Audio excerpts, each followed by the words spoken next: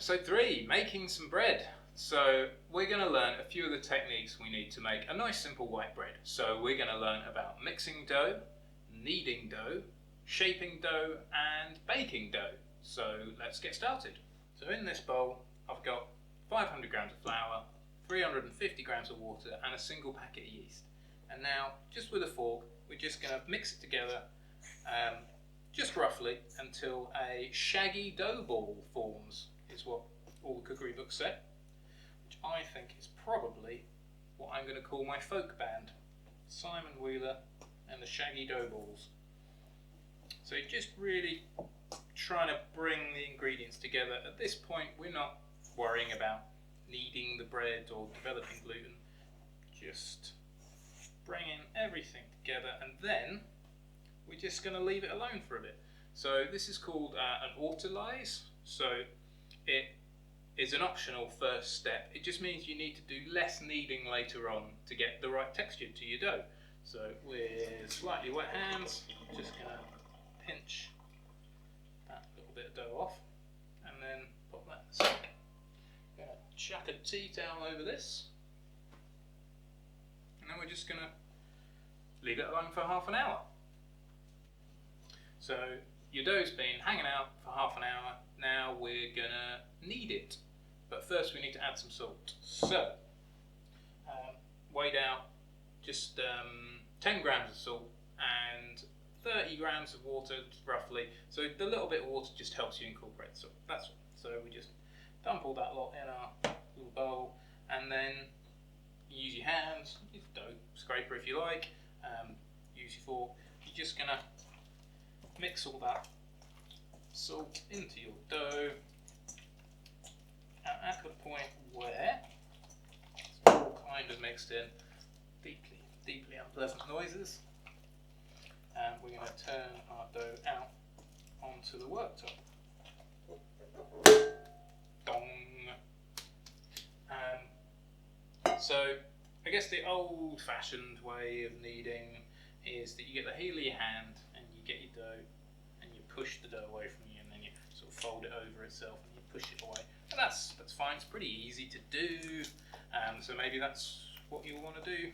But the way that I prefer to knead dough is sort of the slap and fold, or the French kneading technique. So what you do is you put your fingers together like you're swimming, I guess, little shovel hands. Get under your dough, lift it up, slap it down, give it a stretch, and then flick it over itself. It's sort of the action. So slap and fold. Every once in a while, just turn it through 90 degrees. And you know, we're stuck at home, need some exercise. This is a much more of a workout than the sort of push it away from yourself, fold it back thing, which is fine. If you don't want to cover your kitchen in little balls of dough as they fire across your worktop at ballistic speeds, then this is a fine way of kneading dough, but it is a little bit slower, and like I say, it's not a full body workout like the French method. So in underneath, pick your whole lot of dough up, slap it on the worktop, pull your hands towards you, all very sticky, and then just flick at the end to get it off your hands. And we're going to do this for probably 5 or 10 minutes. It's handy to have, do as I say, not as I do, a scraper somewhere to hand, just so you can occasionally gather up any bits of dough that have gone astray. And then yeah, so slap, pull it towards yourself, fold it over and flick at the end. And the other fun thing about this is your neighbours will have no idea what you're up to and will be deeply suspicious of how you're spending your afternoons in self-isolation. You know, give them something to gossip about. Now when you are kneading, you might find you come across what feels like a little lump in your dough. That's a little ball of flour that hasn't been properly incorporated. So just kind of squash it between your fingers to mix it in, because if you don't, they can stay in your bread when it's cooked. You'll end up with this kind of unappetizing little bit of raw flour essentially in the middle of your bread, which nobody wants. So the important thing is not to worry too much about the dough sticking to you or sticking to the work surface. The temptation is to go, oh, it's sticking to my hands, oh, I don't like the feeling, so I'm going to grab some flour and I'm going to put some flour on the loaf, I'm going to put some flour on my hands, and then the bread stops sticking for a bit until you incorporate that flour into your dough. Look, it just slides along the worktop. After a little while, that'll be mixed in and it will start sticking again, and you go, oh no, it's sticking to my hands, sticking to the worktop, I'll add some more flour, and you keep doing that, and eventually the dough will stop sticking to anything, but it will have completely changed the ratio of flour to water, and you'll end up with something that's going to be really dense and kind of unpleasant. So just kind of accept you're going to have sticky dough for a little bit, but the more you work it, the more gluten you develop, the smoother the dough is and the less it sticks. Sometime later. Now, I think we're probably not far off where we need to be. So grab your scraper, your fish slice, cut off a little bit of dough, and then this is a window test. So what we're trying to do is just stretch the dough out, and if we can see light through it before the dough tears, which is very close to, then we've developed enough gluten and we'll make some great bread out of it. So I reckon we've just got a minute or so more of this before we're all good. A minute or so more. So now what we're going to do is just sort of using our scraper or our hands, just going to gather it into a rough ball, grab our mixing bowl and just pop it back in the mixing bowl. We'll stick a tea towel over the top again, and then we're going to leave it for an hour or an hour and a half until it's doubled in size, and then it'll be ready to shape. So that's our first proof.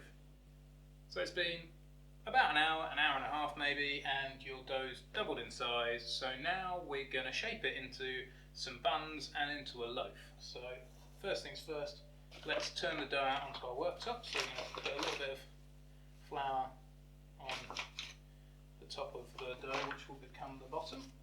Grab our scraper, just work our way down the sides, just to make it easier to get the dough out.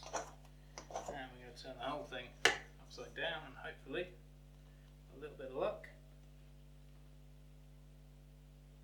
There we go. It comes out relatively clean. So just rescue any little bits of dough that get left behind. And I'm going to switch to that scraper for this next job. Grab our scales for the rolls. So what we're going to do is we're going to split this into lots of little portions of 50 grams, and they're going to form our rolls. So I'm going to chuck a little bit more flour on top. Not loads, just a good pinch, I guess. And pat the dough out a little bit. Okay, so cut off what you think might be about a 50 gram portion. What I might do is make just a little kind of puddle of flour over here, so if things are sticking I can just sort of put a bit of flour on them and stop them sticking. So that's 73 grams, it's a bit too big, cut a bit off. 63, 55, getting closer, 53, 50 grams, that's a bingo. So I'm going to pop that guy just here, and I'm going to keep doing that. I've actually got a slightly bigger batch of dough than you'll have made, 45. So with these little scraps, you can use those to add some weight back into your dough. 50 grams, lovely. And that's kind of all there is really to it. So I've got a slightly bigger batch of dough than you all because I'm showing you how to shape lots of different shapes of things. Another 50 grammer. So if you've made your batch of dough, it will be slightly shy of 800 grams, I guess. So you can split it in half, take half of it for a loaf and cut the rest into rolls if you want, or you can have 2 loaves out of it, or if you've got a big cast iron casserole dish, you could just make one giant mother-loving loaf. So I'm going to carry on chopping these up into 50 gram portions, and then we'll make some rolls out of them. So we'll shape them into rolls. So to shape your little portions of dough, 50 gram portions, into a roll, lift it off the surface like I just did with your scraper, grab a corner and turn it over, and then you just sort of grab your hand in a claw, and roll it around until you get a nice little ball of dough. Lift it out with the scraper, pinch a corner into the middle, turn it over.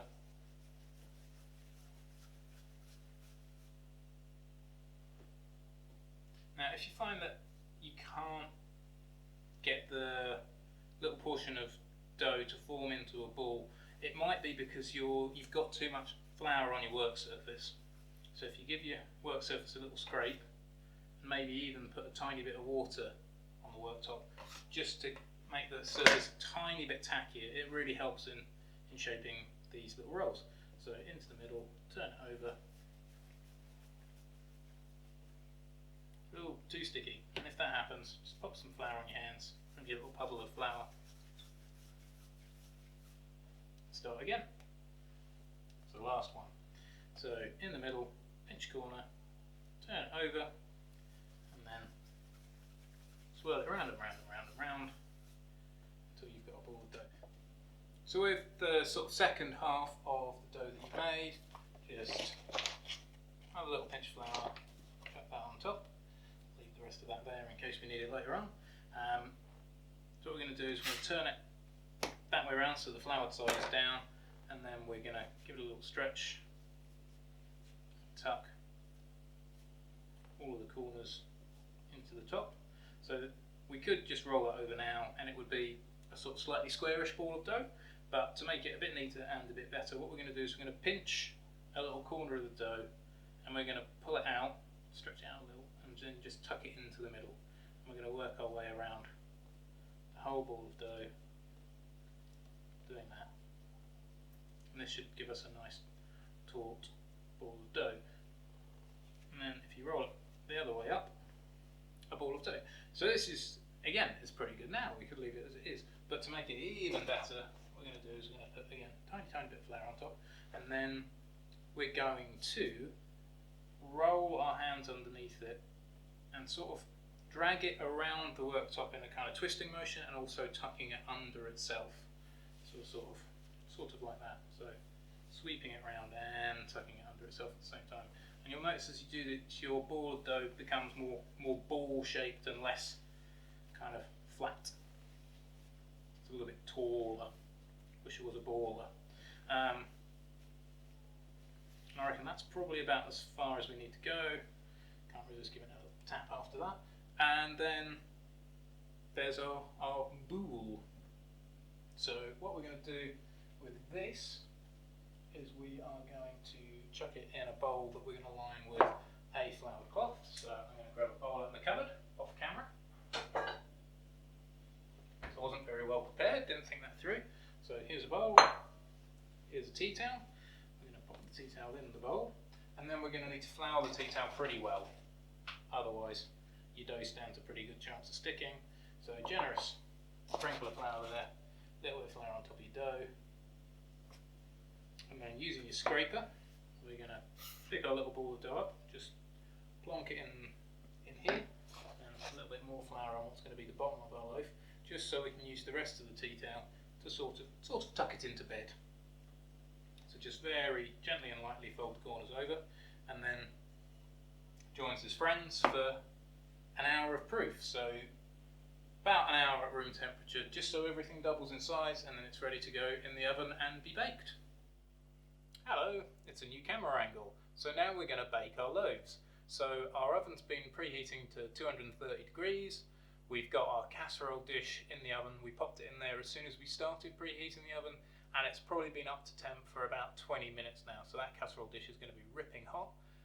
What we're going to do now is we're going to get our boule out of our bowl, and we're going to pop it in the casserole, sling it in the oven. So let's do that now. Get our serrated knife and just give it. I'm going to go for a box. So one of those there, one of those there, one on there, one on there. I'm going to slide this to one side because we're going to get our casserole out the oven. It is going to be crazy hot. Out comes the casserole. Pop the lid to one side for a moment. Grab our loaf, tuck the corners in, and then just plop it in there like that, more or less in the middle.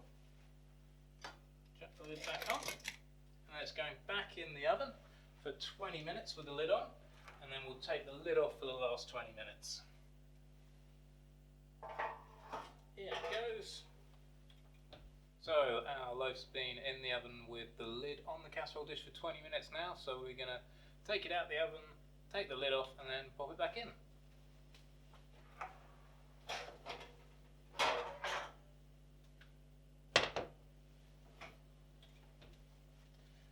Lid off, and then pop it back in the oven. So it's had full 40 minutes in the oven, let's get the loaf out.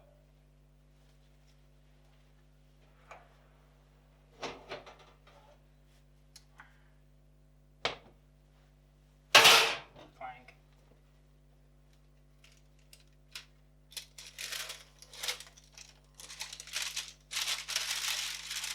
Got some ice cubes here which I'm going to tuck just in the bottom of the oven to make it nice and steamy so our loaves rise a little better and get a better crust.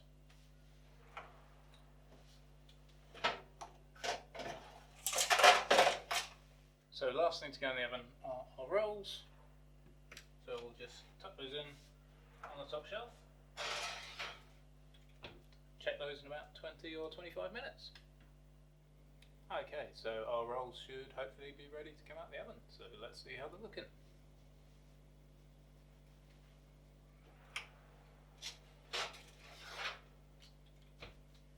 I would say those guys are good, so we're just going to leave them on a cooling rack and then wait 15 to 20 minutes before we dig in.